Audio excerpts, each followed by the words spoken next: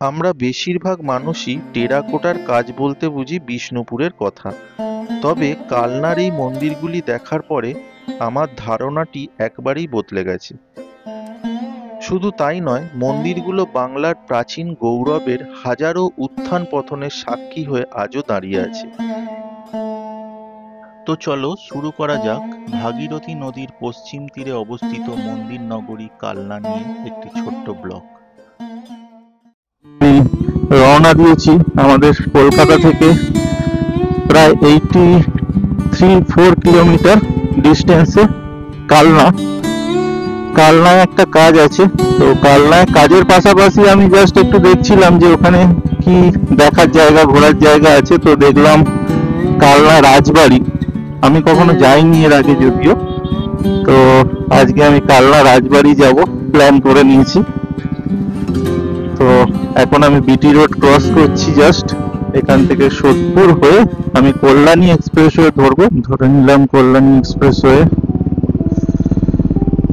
এখন মোটামুটি 45-50 kilometre continue করতে হবে কল্যাণী এক্সপ্রেসওয়ে দিয়ে। গরম আছে ঠিকই, রোদ্দুরের তেজ ভালোই, তার মধ্যেই বেশ একটু ঠান্ডা ঠান্ডা হাওয়াও লাগছে। সামনে গিয়ে একটা টোল পড়ে, টোলটার পাশে একটা ভালো চায়ের দোকান আছে, সেখানে গিয়ে প্রথম চা খাবো, তারপরে আবার একদম ডাইরেক্ট কালনা।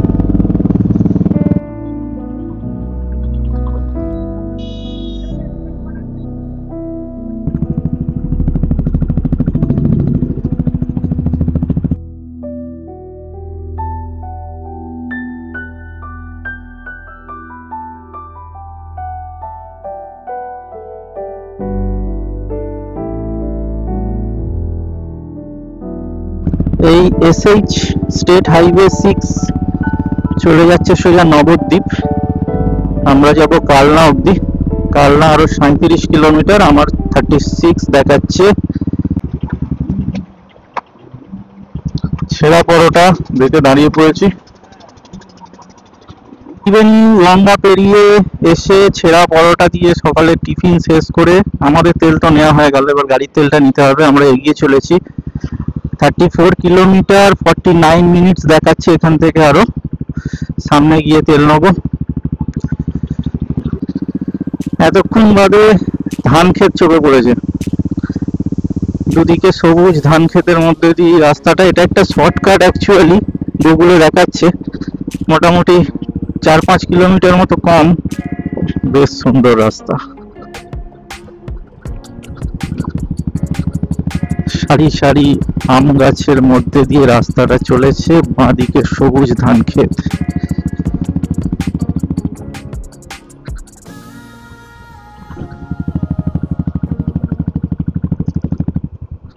সামনে যাচ্ছে এক ট্রাক্টর আলু।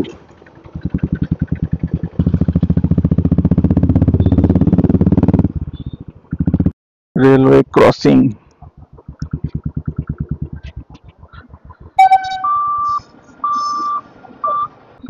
এসে গেছি আমরা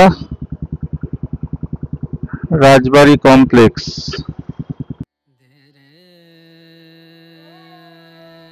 108 শিব মন্দিরের ঠিক বিপরীতেই অবস্থিত রাজবাড়ি কমপ্লেক্স। তোরণ দিয়ে ঢোকার পরই বিস্তৃত সুসজ্জিত বাগান, আর মাঝে বাগানকে ঘিরে চারিদিকে রয়েছে মন্দিরের সমারোহ, যার মধ্যে 4 চালা, 8 চালা, দেউল, রেখ, 25 রত্ন, জোড় বাংলা, চাঁদনি বাংলা সব গঠনশৈলীর মন্দিরই চোখে পড়বে। মূল ফটক দিয়ে ঢুকেই বাঁ দিকে রয়েছে দেউল রেখা গঠনশৈলীর প্রতাপেশ্বর মন্দির। 1849 খ্রিস্টাব্দে রাজকুমার প্রতাপচন্দ্রের স্ত্রী পেয়ারী কুমারী দেবী এই মন্দিরটি নির্মাণ করেন।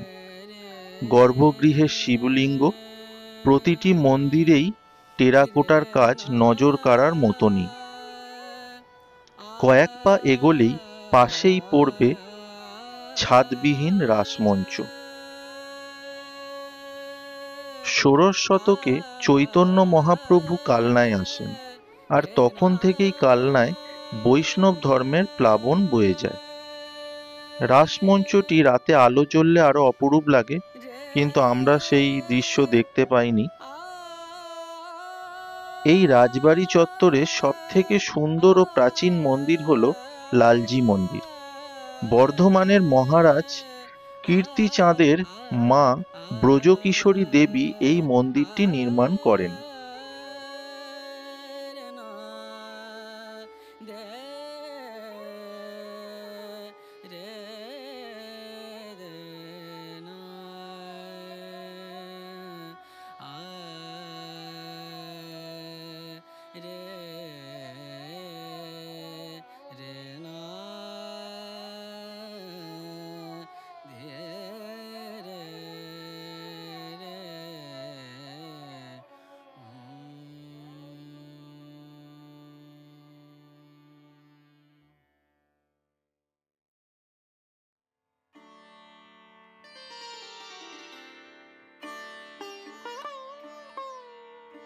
সতেরোশো ঊনপঞ্চাশ খ্রিস্টাব্দে 25 রত্নের এই মন্দির গর্ভগৃহে রাধাকৃষ্ণের যুগল মূর্তি, সামনে 4 চালার নাট মন্দির। সেই থেকে আজও নিত্য পুজো হয়ে চলেছে। বৈভব কমেছে নিঃসন্দেহে। সারা বাংলায় যে 6টি 25 চূড়া মন্দির আছে, তার মধ্যে এটিকে অনেক পুরাতত্ত্ববিদ বাংলার শ্রেষ্ঠ মন্দির দাবি করেন। লালজি মন্দিরের ঠিক বিপরীত প্রান্তে অবস্থিত গিরি গোবর্ধন মন্দির।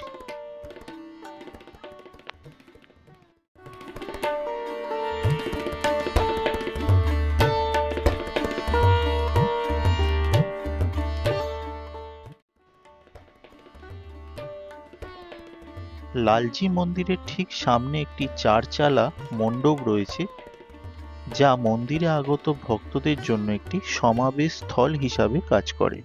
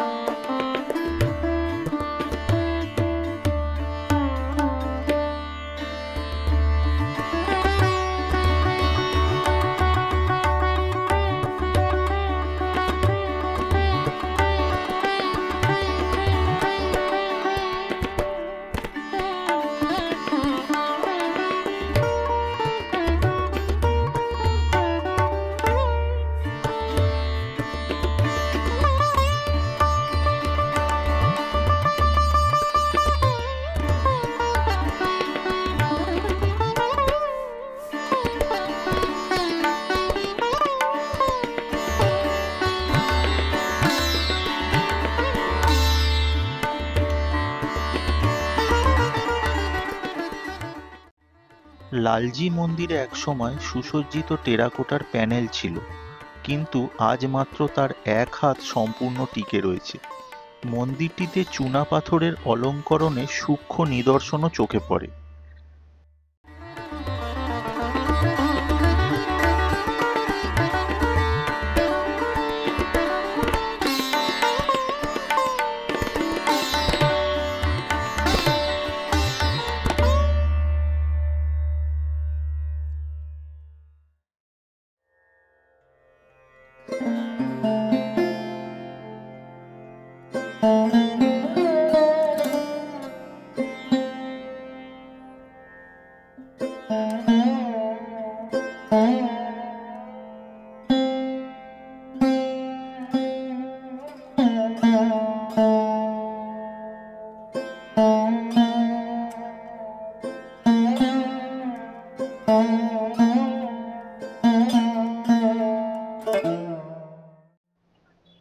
এই মন্দিরগুলো ছাড়াও আছে পঞ্চরত্ন মন্দির, আছে রূপেশ্বর শিব মন্দির।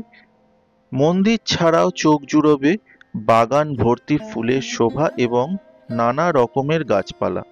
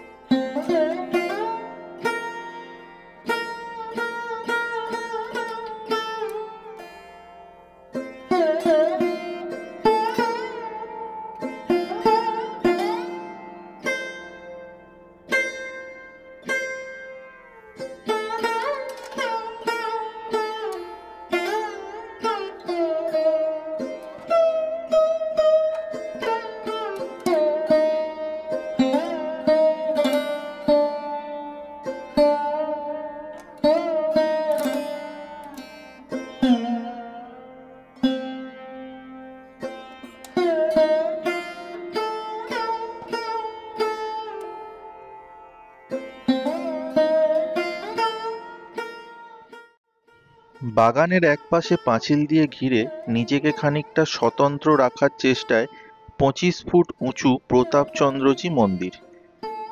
গাছ দিয়ে ঘেরা টিয়া পাখির ডাকে মুখরিত পরিবেশ। মন্দিরটিকে লালজি মন্দিরের ক্ষুদ্র সংস্করণও বলা হয়। 1752 খ্রিস্টাব্দে ত্রিলোকচাঁদের মাতা লক্ষ্মী কুমারী দেবী এই মন্দিরটি নির্মাণ করেছিলেন। 3 তোলা চূড়া বিশিষ্ট মন্দির। এখানেও গর্ভগৃহে রাধাকৃষ্ণের মূর্তি। মন্দিরের গা জুড়ে নানান টেরাকোটার কাজের মাধ্যমে রামায়ণের নানান দৃশ্য বর্ণনা করা হয়েছে। মন্দিরটিকে পরিক্রমা করে পিছনে গেলে চোখে পড়বে বিজয় বৈদ্যনাথ মন্দির।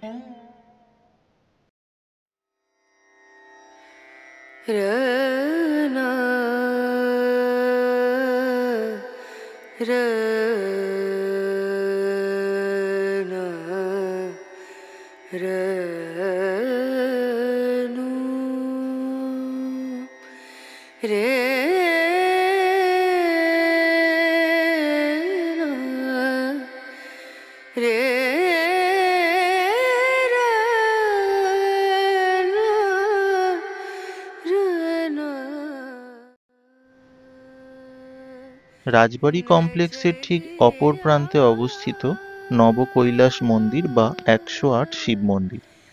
এই শিব মন্দির হল বর্ধমান জেলার কালনায় আকর্ষণীয় একটি নিদর্শন। একটি স্থাপত্য বিস্ময় হলো এই মন্দির কাঠামোর মোট 108টি ছোট মন্দির সহ দুটি সমকেন্দ্রিক বৃত্তের একটি সমন্বয়ে গঠিত হয়েছে, যার প্রতিটি ছোট মন্দির শিবকে নিবেদন করা হয়েছে। এটি একটি পুঁতির অক্ষমালাকে প্রতিনিধিত্ব করে এবং এই মন্দিরের দেয়ালে রামায়ণ ও মহাভারতের পর্ব এবং শিকারের বহু দৃশ্যও চিত্রিত হয়েছে। বাইরের দিকে 74টি মন্দির আছে এবং ভিতরে 34টি মন্দির আছে, যেগুলি মঙ্গলকর চিন্তা ভাবনা সহ পৌরাণিক কাহিনী অনুসারে নির্মিত হয়েছে।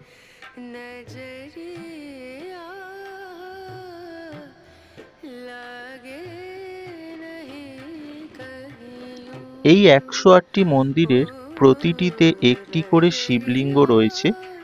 ভিতরের প্রতিটি শিবলিঙ্গ শুভ্র বর্ণের বা সাদা শিবের প্রতীক। অন্যদিকে বাইরের বৃত্তে অর্ধেক শিবলিঙ্গ কৃষ্ণ বর্ণের রুদ্রের প্রতীক এবং অর্ধেক শিবলিঙ্গ শুভ্র বর্ণের।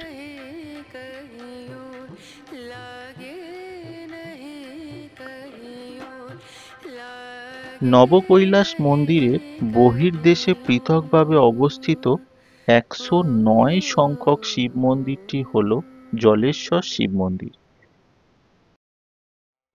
নবকৈলাস মন্দিরের 109টি মন্দিরের মধ্যে 108টি মন্দির জ্যামিতিক বৃত্তে বিন্যস্ত।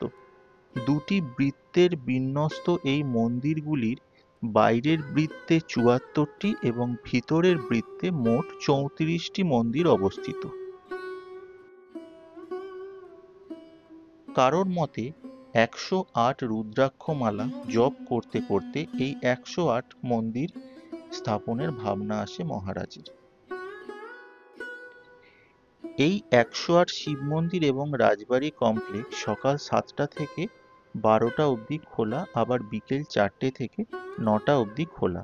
কোনো প্রবেশ মূল্য নেই। তবে হ্যাঁ, একটা কথা মনে রাখতে হবে, যদি ভিতরে কোনো ভিডিওগ্রাফি বা ফটোগ্রাফি করার থাকে তাহলে মন্দিরের অফিসে আপনাকে 25 টাকা দিয়ে একটি টোকেন কেটে নিতে হবে। তারপরে আপনি অনুমতি পাবেন ভিতরে ভিডিওগ্রাফি করার। রাজবাড়ি কমপ্লেক্স ও 108 শিব মন্দির ঘুরে দেখে নেওয়ার পরে আমি চলে গেছিলাম 6 থেকে 700 মিটারের ওয়াকিং ডিস্টেন্সে নিগমানন্দ সেবাশ্রম কালনা আশ্রমে।